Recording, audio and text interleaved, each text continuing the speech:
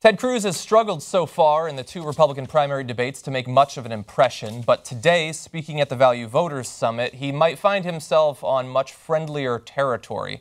Here he is trying to appeal to the religious, channeling Jesus by promising to effectively kill everyone who disagrees with him. So I got to ask, what are these things? Is Barack Obama coming? And we will protect our servicemen and women's constitutional right to keep and bear arms and defend themselves. That means the next time a jihadist walks into a recruiting center in Chattanooga, Tennessee, he's going to encounter the business end of firearms wielded by a dozen Marines. We will take on the EPA and the CFPB and the alphabet soup of government agencies that strangle small businesses, and we will unleash booming economic growth. I will go to Congress and we will pass fundamental tax reform. We will pass a simple flat tax. And when we do that, we should abolish the IRS. I will instruct the Federal Department of Education, which should be abolished. I will instruct the Federal Department of Education that Common Core ends today. Under no circumstances will Iran be allowed to acquire nuclear weapons. And if the Ayatollah doesn't understand that, we may have to help introduce him to his 72 virgins. Wow, look at Ted Cruz all fired up. I mean, wow. I'll go to war with Iran.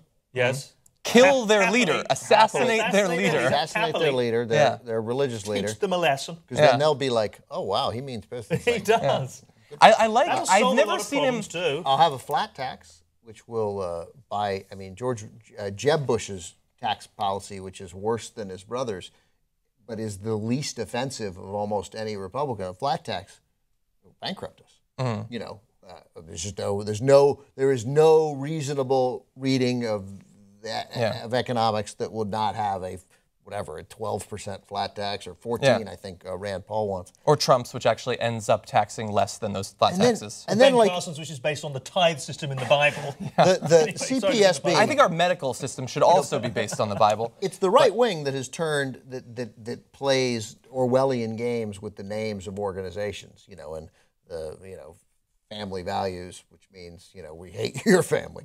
But the government tends not or hasn't done that nearly as much. They tend to just name things what they are. The EPA, we'll take on the EPA, the Environmental Protection Agency. That's what they do.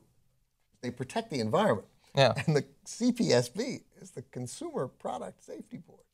That is, what are you saying with the EPA and the CPSB is, I will give corporate America carte blanche, and I will take two agencies which regulate them and make sure that they don't harm you and your family, and I will crush them.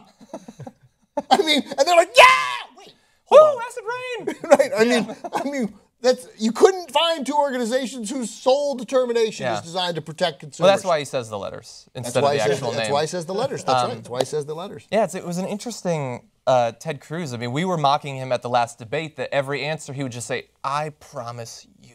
It was supposed to be presidential or whatever, but now he was like moving around. He's like, I'm going to take on the EPA and the IRS and Mick Foley at SummerSlam.